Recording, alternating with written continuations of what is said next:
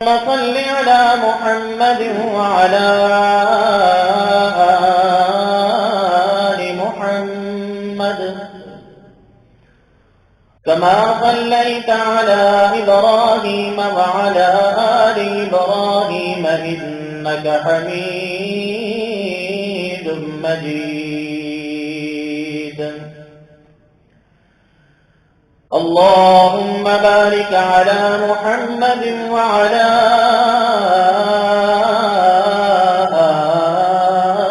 آل محمد كما باركت على إبراهيم وعلى آل إبراهيم إنك حميد مجيد. أما بعد فإن خير الحديث كتاب الله وخير الهدي هدي محمد صلى الله عليه وسلم وشر الأمور محدثاتها وكل محدثة بدعة وكل بدعة ضلالة وكل ضلالة في النار.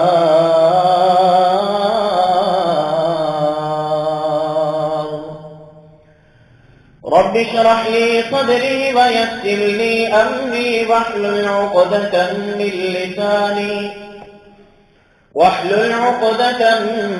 لساني يفقهوا قولي. سبحانك لا علم لنا إلا ما علمتنا إنك أنت العليم الحكيم.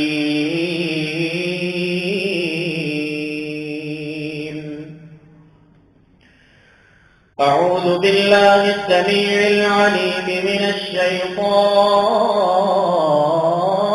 الرجيم. بسم الله الرحمن الرحيم.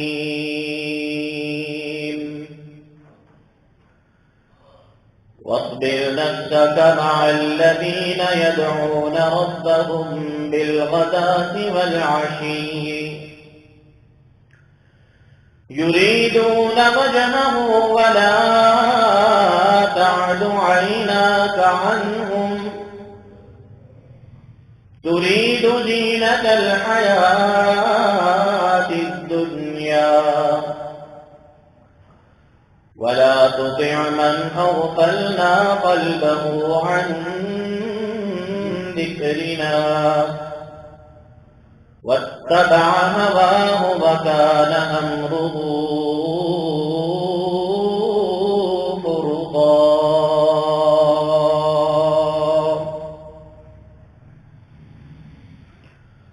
صدق الله مولانا العظيم وصدق رسوله النبي الكريم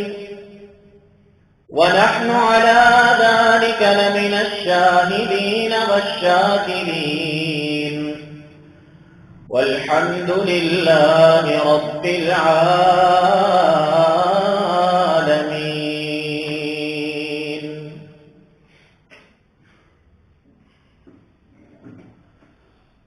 حضرات وقار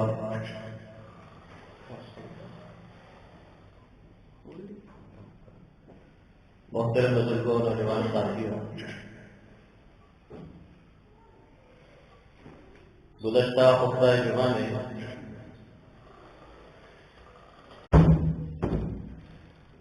عبادات اور اعمال کے ساتھ ایک مسلمان اور مومن شخص کے بدلتے ہوئے احساسات اور کیفیات کا تذکرہ شروع کیا تھا.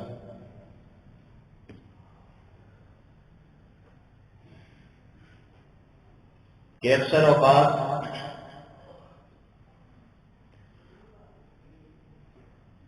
عبادت سے لگاؤ نیک اعمال کے ساتھ وابستگی اور جنت کے حصول کی لگن، یہ انسان کے عمل اور محنت میں ایک تسلسل کے ساتھ نظر آتی ہے۔ شوق اور ولولہ کی کیفیت، توجہ اور انہماک کا عالم، فکر مندی کا احساس اس کے ہر قدم پہ اور اس کی ہر محنت میں دکھائی دیتا ہے۔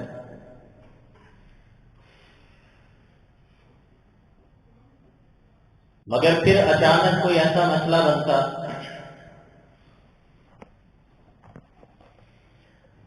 کہ شوق کا وہ عالم نہیں رہتا، تب و دو محنت اور جد و جہد کی وہ کیفیت نہیں رہتی۔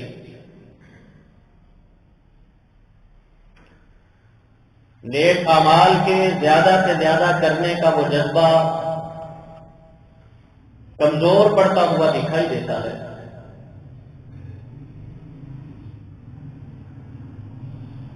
اس حوالہ سے جب صحابی رسول حضرت حنظلہ اور حضرت ابوبکر صدیق رضی اللہ تعالیٰ عنہ وہ فکر مند ہو کر جناب نبی پاک صلی اللہ علیہ وسلم کے پاس تشریف لائے،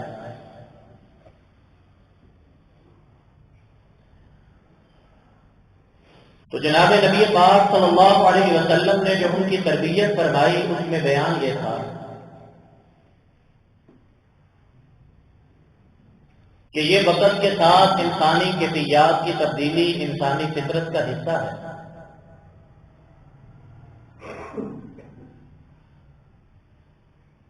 اگر انسان عبادت اور اللہ رب العزت کی طرف توجہ اور جنت کے حصول کی لگن میں ہمہ وقت ایک ہی کیفیت پہ رہے، عروج پہ رہے، تسلسل پہ رہے، دوام پہ رہے، تو وہ اللہ کے ہاں اتنا محبوب بن جائے، اتنا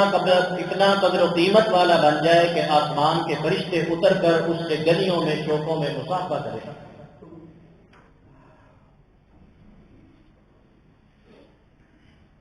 لیکن فرمایا اے حنظلہ ساعتن فساعتن،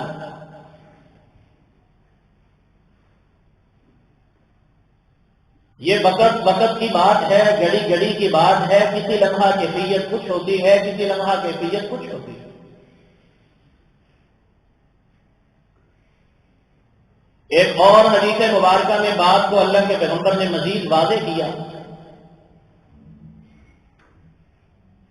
اور کہا لِكُلِّ عَمَلٍ شِرَّةٌ وَفَتْرَةٌ، ہر عمل کے ساتھ انسان پرجوش انداز کے ساتھ وابستہ ہوتا ہے۔ اس عمل کے آغاز میں، اس کام کے کرنے میں انسان کا شوق و ولولہ لوگوں کے لیے تعجب کا باعث بنتا ہے۔ اتنا انہماک، اتنی توجہ، اتنی محنت، اتنی فکر، اتنی تگودو، لیکن یہ تسلسل ایسا ہی یکساں ہی نہیں رہتا۔ وفترہ، کچھ وقت گزرنے کے بعد، کچھ ایام گزرنے کے بعد یہ شوق اور انہماک اور رغبت اور یہ ولولہ کمی کی طرف جانا شروع ہو جاتا ہے۔ یہاں تک بات فکر والی نہیں، خطرے والی نہیں، فطرت کا حصہ ہے۔ خطرہ اور فکر وہ کہاں سے انسان کے دل پہ، ذہن پہ غالب ہونا چاہیے؟ وہ اگلے الفاظ میں رسول پاک صلی اللہ علیہ وسلم نے فرمایا من کانت فطرتہ الی سنتی فقد افلح، کہ جس انسان پر جب سستی کی کیفیت غالب ہو، کسل مندی کی کیفیت غالب ہو، وہ پھر بھی میری سنت اور میرے بیان کردہ حدود سے تجاوز نہ کرے۔ وہ اگر تہجد کے وقت نہیں اٹھ پا رہا تو فجر کی نماز میں حاضر ہو، دن کے نوافل اور سنتوں کا اہتمام نہیں کر پا رہا تو 5 فرائض تو پابندی سے ادا کرتا ہو، بہت زیادہ نیک اعمال کی طرف وہ جلدی سے شوق سے پہلے جیسے انداز کے ساتھ نہیں بڑھ پا رہا تو گناہوں سے بچے، نافرمانی سے بچا رہے، فقد افلح، ایسا بندہ کامیابی کے رستے پہ ہے، اس کے ایمان اور عمل میں اللہ وقت کے ساتھ پھر اسی طرح کا شوق اور ولولہ جوش پیدا فرما دیں گے۔ ومن كانت فطرته الى غيره، لیکن جو انسان شوق سے نیچے اترے، ولولے کی کمی کا شکار ہو، توجہ اور فکر کی کمزوری کا شکار ہو، اور اس حد تک چلا جائے کہ نمازوں کو چھوڑ دے، فرائض کو چھوڑ دے، گناہوں سے بچنے کا اہتمام نہ کرے، خطاؤں میں لتھڑ جائے، غلطیوں میں لتھڑ جائے، فرمایا فقد اہلکا، فقد ہلاکا، پھر وہ گمراہی کی طرف جائے گا، بربادی کی طرف جائے گا، ہلاکت کی طرف جائے گا، پھر اس کے واپسی کے راستے مشکل ہو جائے گا۔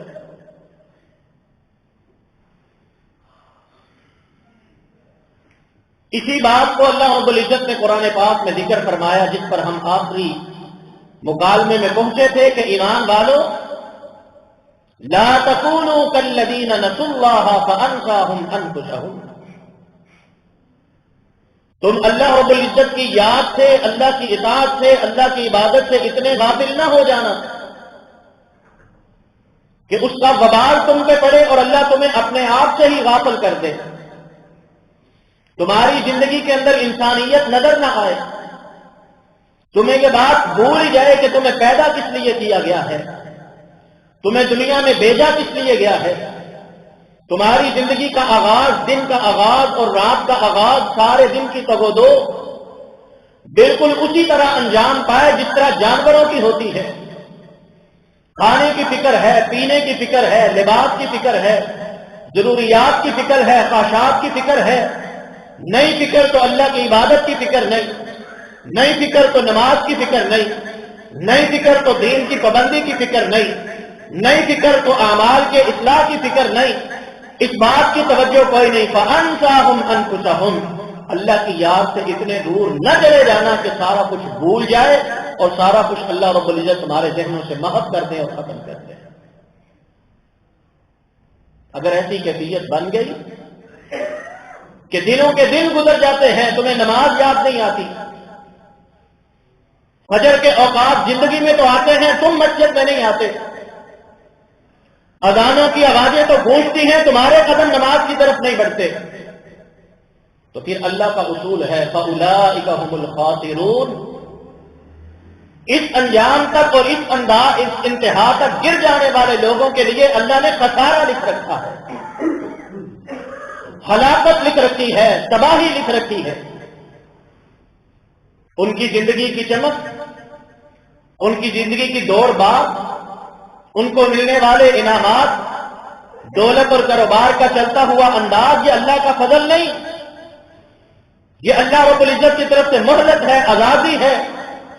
کہ بھاگ لو جتنا بھاگنا ہے، دوڑ لو جتنا جانا ہے، جس طرف جانا ہے چلے جاؤ، واپسی کہاں آ جائے، واپس تو میری طرف آنا ہے۔ اس لیے جو افراد اس معاملہ میں فکر مند ہیں، دل سے چاہتے ہیں کہ ہمارے اوپر غالب آ جانے والی یہ سستی اور غفلت، عبادات سے بے رغبتی کا یہ انداز، فرائض میں کوتاہی اور کمی کا یہ سلسلہ ختم ہونا چاہیے، ہمیں توفیق ملنی چاہیے کہ ہمیں بھی صبح اٹھتے سب سے پہلے نماز کی فکر ہو، دل کے سارے کاروبار اور دوڑ دھوپ میں چلتے پھرتے ہمیں فرائض کی فکر ہو، ہم ساری چیزوں سے بڑھ کر اہمیت دیں تو اللہ کی عبادت کو دیں، اپنی فرائض کی ادائیگی کو اہمیت دیں۔ اس کے لیے کچھ باتیں اسلام میں، قرآن میں رسول اللہ نے علاج کے طور پہ فرمائی کہ جیسے اپنے بدن کا علاج کرتے ہو، جسم کی کمزوریوں کوتاہیوں کا علاج کرتے ہو، وجود میں آ جانے والی کمی اور تکان کا علاج کرتے ہو، لباس، گھر، ہر طرح کی اشیاء، ان کے اندر آ جانے والی خامی کے لیے فکر مند رہتے ہو، اور فکر ہی نہیں بلکہ ان کے علاج کے لیے، درستگی کے لیے کوشش اور تبدو کرتے ہو، دکانیں بند کر کے کاروبار چھوڑ کے کبھی ڈاکٹروں کے پیچھے بھاگتے ہو، کبھی مستری مزدور کے پیچھے بھاگ کے بلاتے ہو، کبھی مکینک کے پاس جاتے ہو، گاڑی ٹھیک نہیں چل رہی، مکان کا سلسلہ ٹھیک نہیں ہے، میری صحت کا سلسلہ ٹھیک نہیں ہے، اپنی مصروفیات میں سے وقت نکالتے ہو، دولت میں سے پیسہ نکالتے ہو اور کوشش اور محنت کر کے ڈاکٹر کے ترلے منتیں کر کے اسٹوروں کے ہسپتالوں کے چکر لگا کے اپنی صحت کی فکر کرتے ہو۔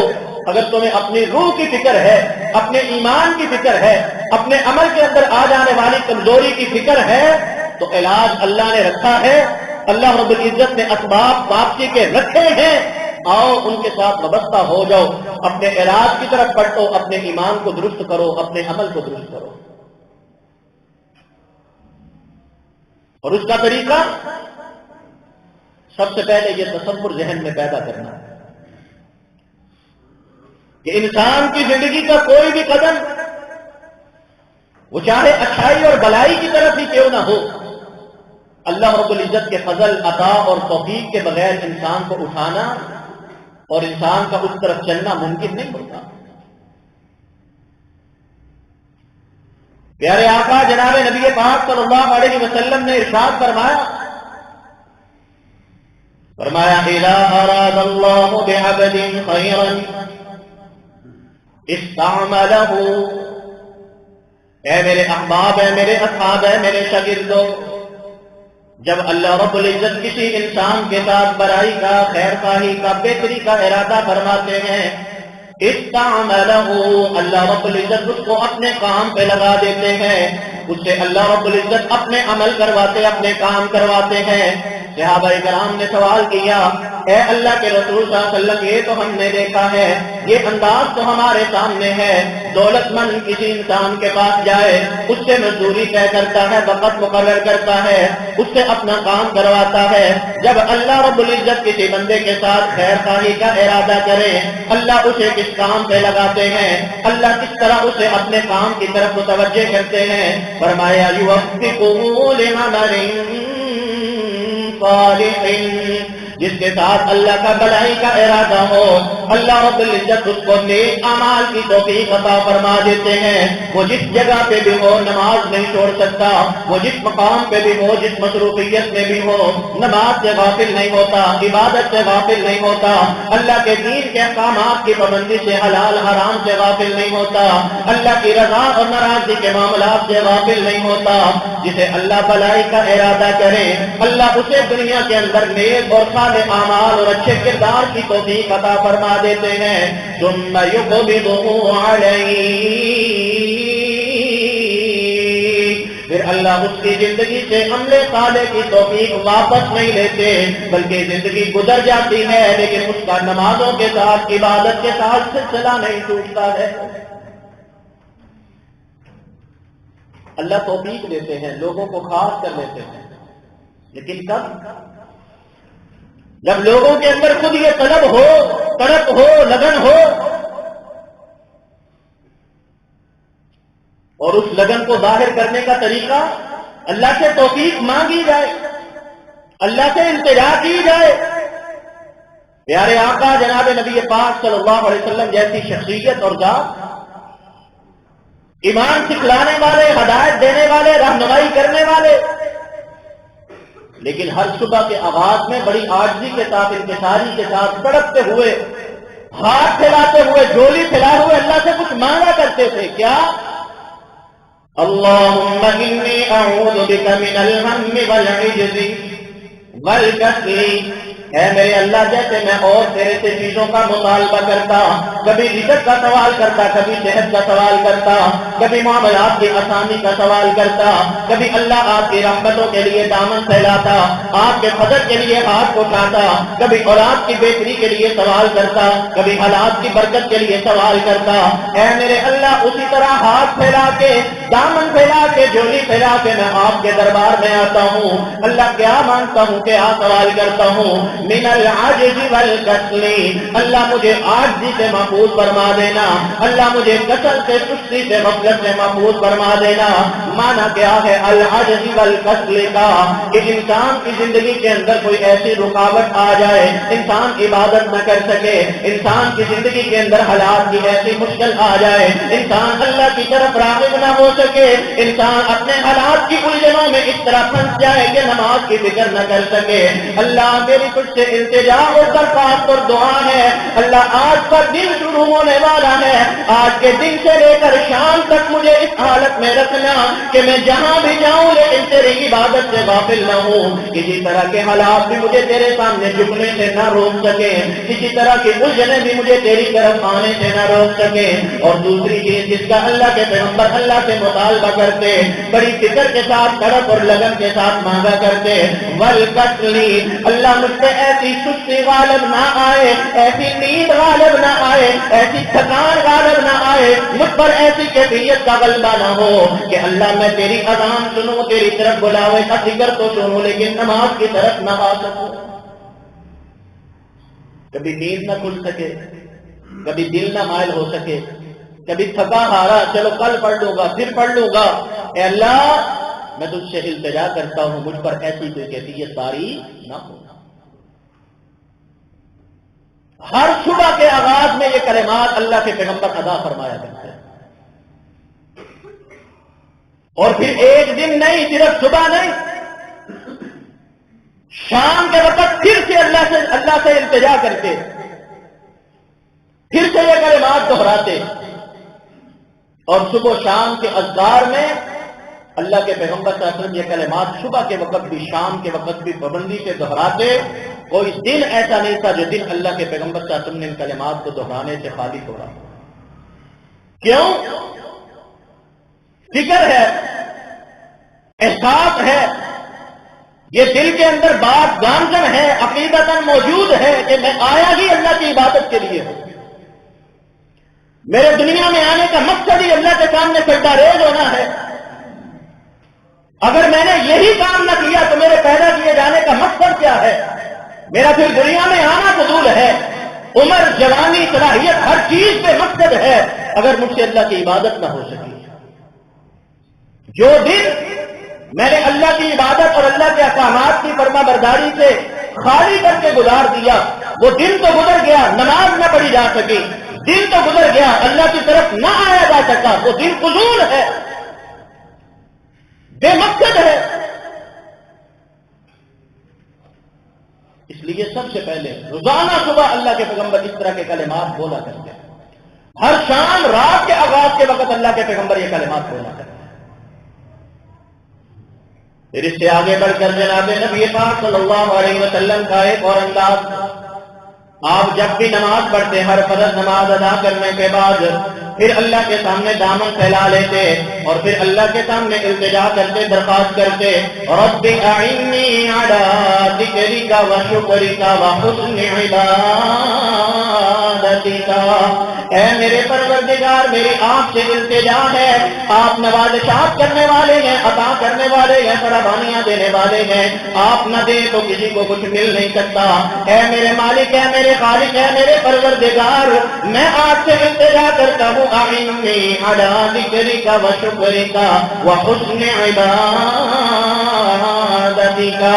اے میرے پروردگار آپ میری مدد کرنا، آپ میری مدد کرنا، آپ مجھے توفیق عنایت فرمانا، آپ مدد نہ کریں گے تو یہ ہو نہیں پائے گا، آپ توفیق نہ دیں گے تو یہ کام میں کر نہیں پاؤں گا، اعنی علی ذکرک و شکرک و حسن عبادتک، میں آپ کے ذکر ہوں، آپ مدد کرنا تاکہ میں آپ کا ذکر کر سکوں، آپ تو بھی عطا فرمانا تاکہ میں آپ کا شکریہ ادا کر سکوں، آپ اعانت فرمانا، مدد کرنا، حسن عبادتی کا، اے میرے اللہ، اے میرے پروردگار، میں عبادت کے وقت میں بہترین انداز کے ساتھ آپ کی عبادت کر سکوں۔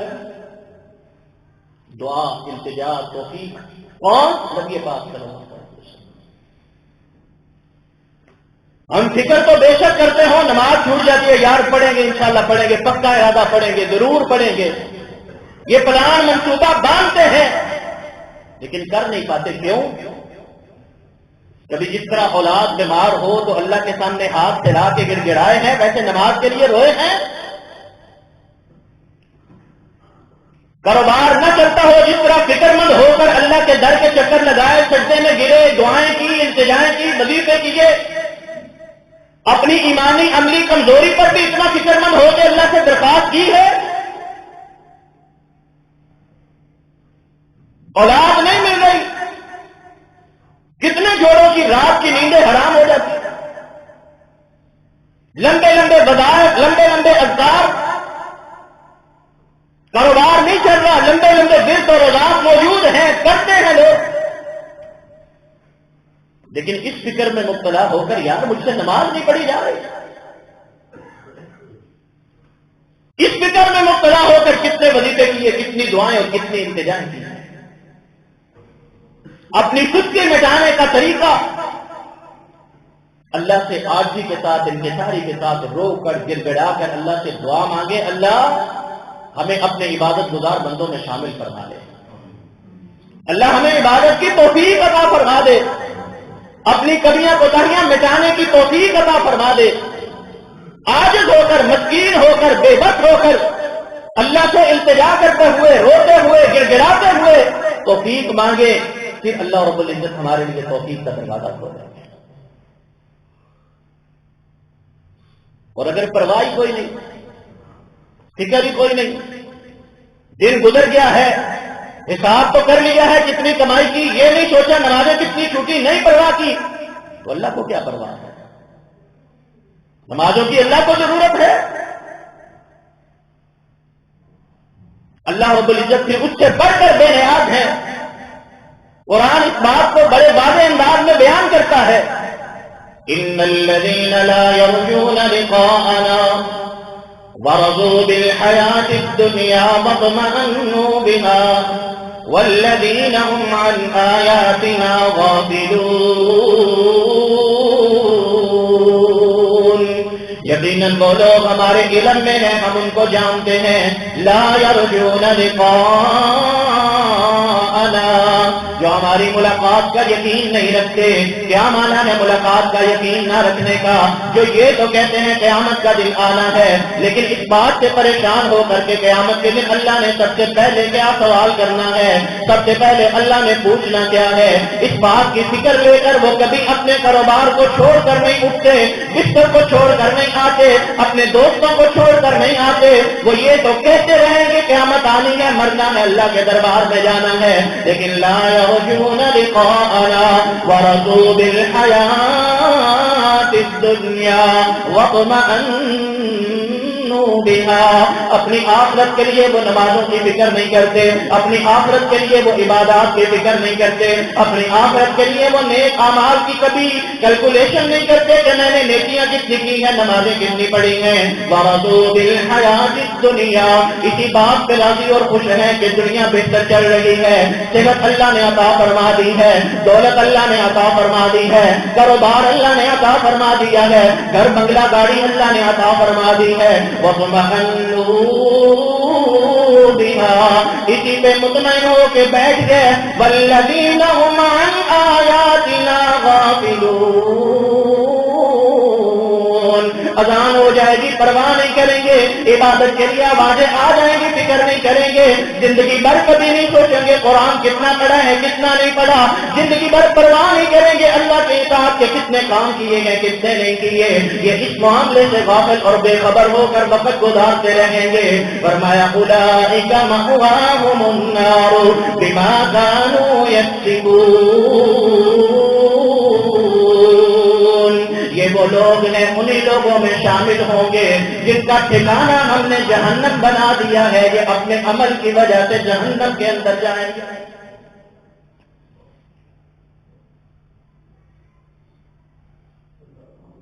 اگر ہمیں پرواہ فکر نہیں، اللہ نے بھی توفیق نہیں دے گی۔ اگر ہم غافل ہیں، بے خبر ہیں، لاپرواہ ہیں، تو اللہ سے بڑا بے نیاز کون ہے؟ ہم نے نہیں سوچنا، ہم نے توجہ نہیں کرنی، ہم نے اپنی اصلاح نہیں کرنی، تو اللہ نے ہمیں کیا دیکھنا اور کیا سمجھنا ہے؟ اولئک الذین طبع اللہ علی قلوبہم وسمعہم وابصارہم واولئک هم الغافلون، لوگ اللہ سے یہ توفیق نہیں مانگتے کہ اللہ نماز بھی پڑھنے کی توفیق دے دے، اللہ عبادت کی طرف آنے کی توفیق بھی دے دے، جو اپنی صحت کے گرنے پہ پریشان ہو جاتے، کاروبار کی بندش پہ پریشان ہو جاتے، بیماریوں کے آنے پہ پریشان ہو جاتے، رکاوٹوں کے آنے پہ پریشان تو ضرور ہوتے ہیں، الجھنوں اور مشکلوں کے آنے پہ تو ضرور فکر مند ہوتے ہیں، نماز چھوٹنے پہ فکر مند نہیں ہوتے، عبادت نہ کرنے پہ فکر مند نہیں ہوتے۔ اولئک الذین طبع اللہ علی قلوبہم وسمعہم وابصارہم، یہ وہ لوگ ہیں اللہ ان کے کانوں پہ بھی پردے ڈال دیتے ہیں، آنکھوں بھی پردے ڈال دیتے ہیں، اللہ ان کے دلوں پہ مہر لگا دیتے ہیں۔ وَأُولَئِكَ هُمُ الْغَافِلُونَ، اللہ پھر انہیں غافل لوگوں کے اندر شامل فرما دیتے ہیں۔ لا جرم انہم فی الآخرۃ هم الخاسرون،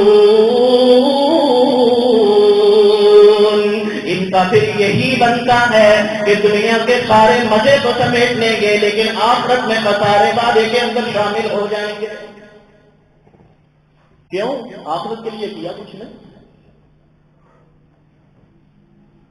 کتنے نوجوان دیکھیں گے ساری رات جاگ کے، کیوں؟ صبح پیپر ہے بھائی، 3 بجے اٹھ جانا ہے، کیوں؟ صبح پیپر ہے، رات بھر محنت کرنی ہے، کیوں؟ صبح فلائٹ پکڑنی ہے، ساری رات شادی کی مصروفیات میں، دوستوں کی گپوں میں، محفلوں میں، لیکن صبح 6 بجے اٹھ جانا ہے، کیوں؟ دفتر پہنچنا ہے، نوکری پہ جانا ہے، اور فجر کی اذان سوچی نہیں۔ اس لیے اللہ کا بھی یہ اصول ہے، اگر فکر کرو گے رستے اللہ دیں گے، فکر نہیں کرو گے، جیسے اپنی دنیا کے لیے تڑپتے ہو، اللہ کے سامنے روتے گڑ گڑاتے ہو، اپنی عبادت، نماز، ایمان، عمل کے لیے نہیں تڑپو گے، اللہ بھی توفیق کے دروازے نہیں کھولے گے۔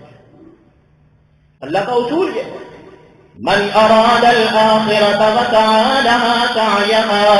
وهو مؤمن فأولئك كان سعيهم مشکورا، جو آخرت کا ارادہ کرتا ہے، صرف ارادہ نہیں کرتا، صرف منصوبے نہیں بناتا، جسے فکر نہیں کرتا، صرف خیالات کے جو ہے نا تمہار نہیں باندھتا۔ ومن اراد الآخرۃ، جو آخرت کا ارادہ کرتا ہے، نیت کرتا ہے، لیکن صرف نیت پہ نہیں رہتا، وسعی لها سعیها، اس کے لیے تو وہ دو کرتا ہے، اس کے لیے محنت کرتا ہے، اس کے لیے کوشش کرتا ہے، جیسے اپنے کاروبار کے لیے کرتا ہے، جیسے اپنی اولاد کے لیے کرتا ہے، جیسے اپنی زندگی کے سارے نظام کو بہتر کرنے کے لیے کرتا ہے، جیسے اس کے لیے فکر مند ہو کر کوشش اور محنت کرتا ہے، ایسے ہی آخرت کے لیے اگر فکر اور کوشش کرے گا فَأُولَئِكَ كَانَ سَعْيُهُم مَّشْكُورًا۔ اللہ بڑے غیرت والے ہیں، اللہ کسی کا احسان اپنے پاس نہیں رکھتے۔ تم اللہ کے لیے کوشش کرو گے، اللہ ڈبل بدلہ عطا فرمائے گا۔ جو کام آپ اللہ کے لیے کرو گے، اللہ کے پیغمبر کا فرمان، تم 1 قدم جتنا کرو گے، اللہ 10 قدم کی توفیق عطا فرمائے گا۔ تم 1 بالش جتنا کرو گے، کرو صحیح، کوشش کر کے دکھاؤ، اللہ تمہیں گز بھر چلنے کی توفیق عطا فرما دے گا۔ لیکن پہلے کیا ہے؟ اسی طرح فکر جیسے دنیا کی فکر ہے، جیسے دنیا کے لیے روتے گڑ گڑاتے التجا کرتے، ویسے نماز کے لیے روئیں گڑ گڑائیں، فجر نہیں پڑھی جا رہی، اللہ سے درخواست کریں، روئیں، اللہ باجماعت مسجد میں پڑھنے کی توفیق عطا فرما۔ اس کے بعد دوسرا مرحلہ، زندگی کی روٹین میں دیکھیں پیار کن کے ساتھ ہے، محبت کن کے ساتھ ہے، تعلق کن کے ساتھ ہے، وقت کن کے ساتھ گزرتا ہے۔ اللہ کے پیغمبر صلی اللہ علیہ وسلم کی ذات ہے، اللہ کی محبوب ہستی ہے، پارے پاک پیغمبر ہیں، اللہ رب العزت نے حکم دے کر فرمایا، حکم دے کر پابند کیا کیا؟ وَاصْبِرْ نَفْسَكَ مَعَ الَّذِينَ يَدْعُونَ رَبَّهُمْ بِالْغَدَاةِ وَالْعَشِيِّ يُرِيدُونَ وَجْهَهُ وَلَا تَعْدُ عیناک عنہم، اے پیغمبر ان کے ساتھ اپنا تعلق مضبوط کریں، ان کے ساتھ زیادہ وقت گزارا کریں، ان لوگوں کے ساتھ زیادہ بیٹھا کریں، ان کے ساتھ زیادہ دوستی لگائیں، ان کے ساتھ زیادہ تعلق جوڑیں۔ یدعون ربهم بالغداة والعشی یریدون وجہہ، جو صبح کے وقت بھی اپنے رب کی یاد سے غافل نہیں ہوتے، جو شام کے وقت بھی اپنے رب کی یاد سے غافل نہیں ہوتے، آپ ان کے ساتھ زیادہ تعلق جوڑیں اور ان کے ساتھ زیادہ وقت گزاریں۔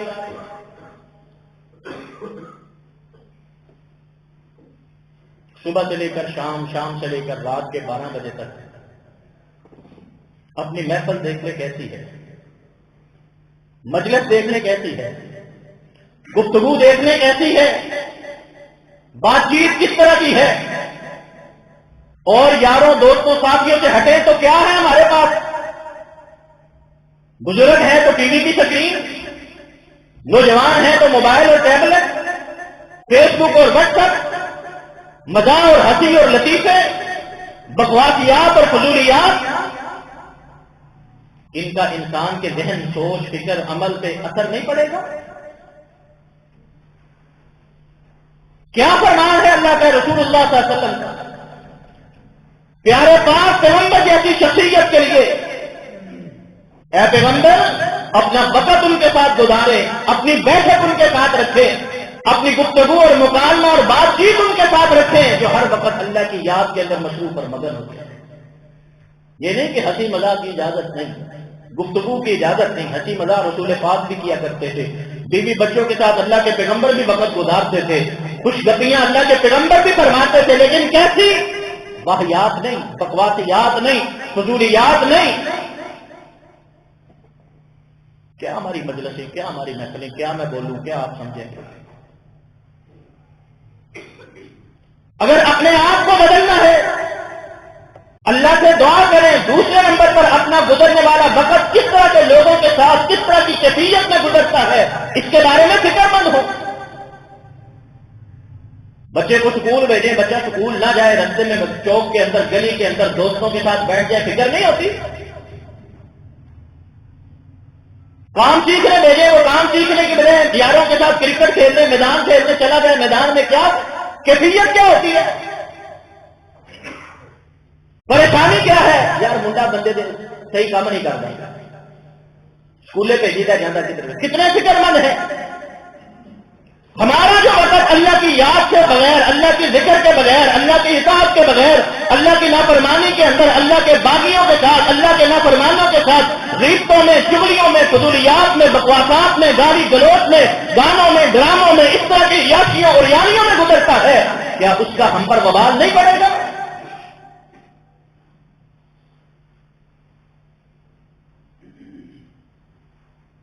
بچے کا 2 دن سکول نہ جانا زندگی کی بربادی کا باعث ہے۔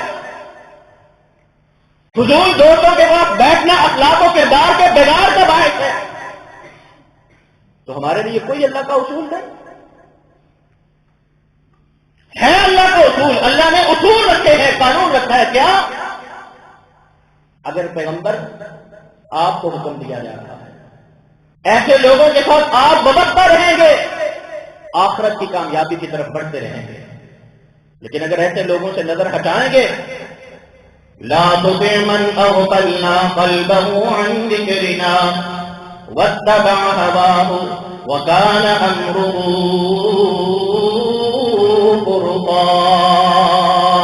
ان لوگوں کے ساتھ اپنا تعلق مضبوط نہ کریں، ان کے ساتھ اپنی دوستیاں زیادہ گہری نہ کریں، ان کے ساتھ اپنا وقت زیادہ نہ گزاریں، جنہیں اللہ رب العزت کے ذکر کی پرواہ نہیں، عبادت کی پرواہ نہیں، نماز کی فکر نہیں، اللہ کی رضا اور ناراضگی کی پرواہ نہیں، بولتے وقت جو چیز چاہے بول دیتے ہیں، زبان کھلتی ہے تو جو چاہے جملہ ادا کر دیتے ہیں، نہ اللہ کی عبادت ان کے ذہنوں پہ حاوی ہے، نہ اللہ کی شریعت کی پابندی کا انہیں کوئی خیال ہے، جو اپنی مرضی چاہتے ہیں پوری کرتے ہیں۔ اے پیغمبر اگر آپ بھی ایسے لوگوں کے ساتھ وقت گزاریں گے، اللہ کی طرف سے اثرات کیا پڑیں گے؟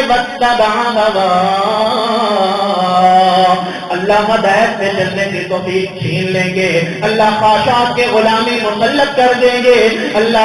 رب العزت اپنے راستے پہ چلنے کی توفیق واپس لے لیں گے، اللہ رب العزت ادھر ادھر بھٹکنے کے لیے راستے آزاد کر دیں گے۔ وَكَانَ أَمْرُهُ فُرُطًا، اللہ کسی میدان میں بھی استقامت عطا نہیں فرمائیں گے، ہر جگہ کو اللہ رب العزت انسان کے لیے الجھے ہوئے معاملات سے اور اللہ رب العزت بکھرے ہوئے حالات سے بھر دیں گے۔ وَكَانَ أَمْرُهُ فُرُطًا، اس کا معاملہ پھر استقامت والا نہیں ہوگا۔ 2 دن کر لی عبادت، چوتھے دن پھر بیدار، ایک دن پابندی کر لی 5 نمازوں کی، دوسرے دن پھر 2 چھوٹ گئی، ایک دن بڑا بلبلہ اور جوش آیا لیکن تیسرے دن پھر کوئی پرواہ نہیں۔ وَكَانَ أَمْرُهُ فُرُطًا، اگر استقامت لینی ہے، استحکام لینا ہے، توجہ لینی ہے، اللہ کے ساتھ وابستگی لینی ہے، عبادات کا شوق لینا ہے، اس کے اندر استحکام لینا ہے، تو پھر اپنا اٹھنا بیٹھنا دیکھو کن لوگوں کے ساتھ ہے۔ اللہ کے پاک پیغمبر صلی اللہ علیہ وسلم نے بھی فرمایا تھا، لوگوں المرء علی دین خلیلہ، انسان کا دین اخلاق کردار کون سا ہوتا ہے؟ جو اس کے دوست کا ہوتا ہے، جو اس کے ساتھی کا ہوتا ہے۔ فَلْيَنظُرْ مَن يُخَالِلُ، ذرا غور کر کے دیکھا کرو کہ سارا وقت کن کے ساتھ گزارتے ہو، صبح کن کے ساتھ ہے، شام کن کے ساتھ ہے، دن کا آغاز کن کے ساتھ ہے، دن کا اختتام کن کے ساتھ ہے۔ تیسری چیز جو انسان کو عبادات میں سستی سے محفوظ کرتی ہے، غفلت سے محفوظ کرتی ہے، اللہ رب العزت کے دین کو سیکھنے، قرآن کو پڑھنے، فرامین رسول کو جاننے کے لیے وقت نکالنا، کوشش کر کے، محنت کر کے۔ جن لوگوں نے اعراض کیا ہے، جو دین سے دور ہے، قیامت کے دن پیغمبر کی زبان سے اللہ نے ان کی شکایت کا جو انداز ذکر کیا ہے 19 کے بارے میں کیا؟ وَقَالَ الرَّسُولُ يَا رَبِّ إِنَّ قَوْمِ اتَّخَذُوا هَذَا الْقُرْآنَ مَهْجُورًا، پیغمبر اللہ کے دربار میں کھڑے ہوں گے، اللہ سے شکایت کریں گے، اللہ تھے تو میری امت کے لوگ، تھے تو میرا کلمہ پڑھنے والے، تھے تو اسلام سے وابستہ لوگ، لیکن وقال الرسول یا ربی ان قومی، میری اس قوم نے، میری اس امت نے، میرے نام لینے والے افراد نے اتخذوا هذا القرآن مهجورا، انہوں نے قرآن پکڑا تھا لیکن چھوڑا ہوا، ترک کیا ہوا۔ الفاظ ہی دیکھے کہتے ہیں، قرآن پکڑا ہے لیکن چھوڑا ہوا۔ کیسا؟ جیسا ہم نے پکڑا ہے۔ قرآن کیا ہے؟ اللہ کی کتاب۔ قرآن کیا ہے؟ اللہ کا کلام۔ کیا کرنا چاہیے؟ ایمان لانا چاہیے۔ کیا کرنا چاہیے؟ عزت کرنی چاہیے۔ بس غلافوں میں لپیٹنے کے لیے، گوٹوں کناریوں میں سجانے کے لیے، شادی اور بیاہ کے اندر سر پہ رکھنے کے لیے، قسمیں کھلانے کے لیے، فاتحہ کھانے کے لیے قرآن ہے کس لیے؟ کتنے لوگوں نے سوچا؟ کتنے لوگ فکر کرتے ہیں دن بھر کی روٹین میں کہ چلو زیادہ نہ کوئی 10 منٹ لگا کر قرآن کی کوئی ایک آیت تو سمجھے، قرآن کے سیکھنے اور سمجھنے کے لیے وقت نہ نکالنا، ایسی محفل اور مجلس کے لیے توجہ نہ کرنا کہ جس میں قرآن کی تعلیم ہو، قرآن کی تربیت ہو، انسان کے دل کو داغدار کر دیتا ہے، اللہ کی عبادت سے بیدار کر دیتا ہے۔ کیا فرمایا تھا پیارے پاک پیغمبر صلی اللہ علیہ وسلم نے؟ فرمایا لوگوں الا ان القلوب تصدع كما يصدع الحديد، لوگوں جس طرح لوہا پڑا رہے اس کو زنگ لگ جاتا ہے، اسی طرح انسان کا دل سینے میں رہتا ہے لیکن اسے زنگ لگ جاتا ہے۔ انسان کے دل کو زنگ لگ جاتا. پیارے پاک پیغمبر کا فرمان سن کر صحابہ کرام فکر مند ہوئے، پریشان ہوئے. اے اللہ کے رسول صلی اللہ علیہ وسلم، یہ تو سمجھ میں آ گیا دلوں کو زنگ لگ جاتا ہے، کیا مانا ہے دلوں کو زنگ لگنے کا؟ دل کے اوپر کائی نہیں جمتی، دل کے اندر غم نہیں جمتا، لیکن دل کے اندر ایمان کی محبت بھی نہیں آتی، عمل کی محبت بھی نہیں آتی، دل کے اندر اللہ کی طرف بڑھنے کا شوق بھی نہیں رہتا، دل کے اندر خواہشات کا غلبہ تو رہتا ہے، دل کے اندر دنیا کی چاہت تو رہتی ہے، دل کے اندر اپنے مال و متاع اور صحت کی اولاد کی فکر تو رہتی ہے، دل کے اندر عبادت کی فکر نہیں رہتی، دل کے اندر اللہ کی رضا ناراضگی کی پرواہ نہیں رہتی. الا ان القلوب تصدع كما يصدع الحديد، جیسے لوہا زنگ لگنے کے بعد نکارا ہو جاتا ہے، اسی طرح انسان کا دل ایمان کی راہ میں اس کے لیے نکارا اور نکما بن جاتا ہے. وما جلاؤها یا رسول اللہ، اے اللہ کے رسول صلی اللہ علیہ وسلم، جب دل کی یہ کیفیت محسوس ہو، اس کے لیے نمازیں بوجھل ہو جائیں، اس کے لیے مسجد میں جانا بوجھل ہو جائے، اس کے لیے عبادت میں جانا بوجھل ہو جائے، اس کے لیے ذکر اور تعلیم کی محفل اور مجلس میں بیٹھنا بوجھل ہو جائے، یہ دل بھاگنے کی فکر میں ہو، نکلنے کی فکر میں ہو، بیداری کی کیفیت میں ہو، اللہ کے قرآن سے محبت نظر نہ آئے، دین سے محبت نظر نہ آئے، نمازوں کی عبادات کی فکر نظر نہ آئے، علاج کرنا چاہیں تو اللہ کے پیغمبر علاج کیا ہے، دل کا جنگ اتارا کیسے جائے گا؟ فرمایا کثرت تلاوت القرآن،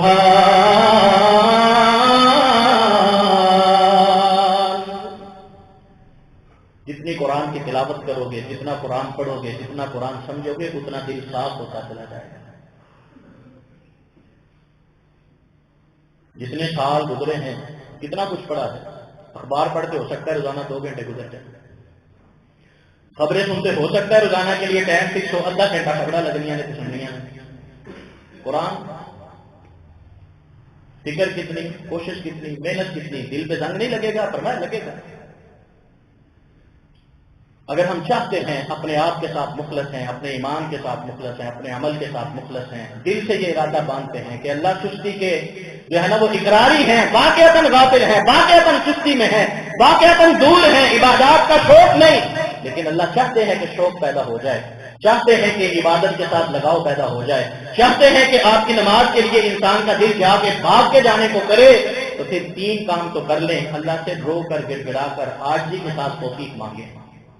تیسرے نمبر پر اپنا وقت فضول کاموں سے جتنا بچا سکتے ہیں بچا لیں. واٹس ایپ کیا ہے؟ فضولیات میں سے ہے. فیس بک کیا ہے؟ فضولیات میں سے ہے. بے وجہ کی مجلسیں، محفلیں، غیبت اور چغلی سے بری، سیاست میں مبنی گفتگو کیا ہے؟ فضولیات کے مبنی ہے. اپنی مجلسیں بہتر کریں، اپنا اٹھنا بیٹھنا بہتر لوگوں کے ساتھ کریں، جن کو نماز کے وقت صرف نماز کی فکر ہو، جن کو گفتگو کرتے وقت اللہ کی رضا ناراضگی کی پرواہ ہو، جو بولتے وقت فکر مند ہو کہ ایسا جملہ نہیں بولنا جو اللہ کو ناراض کر جائے، ایسی بات نہیں کہنی جو اللہ کے غضب کو دعوت دے دے، اللہ کے غصے کو دعوت دے دے. اور تیسرے نمبر پر اللہ کی کتاب قرآن کی کوئی تھوڑی اہمیت اپنے دلوں میں پیدا کریں، اس پر ایمان کا کوئی حق ادا کرنے کی فکر کریں، اس کے لیے دن بھر کے اوقات میں سے وقت نکالیں کہ 1 آیت 2 آیت کم از کم روزانہ کی سیکھ سکیں، تاکہ دلوں کا زنگ دور ہو جائے، دلوں کی میل دور ہو جائے، دلوں کے اندر ایمان اور ایمان کا نور اور روشنی بڑھ جائے اور پھیل جائے، اور اس کے نتیجے میں اللہ رب العزت اپنے ساتھ اور اپنے عبادت گزار بندوں میں ہمیں شامل ہونے کی توفیق عطا فرما دے.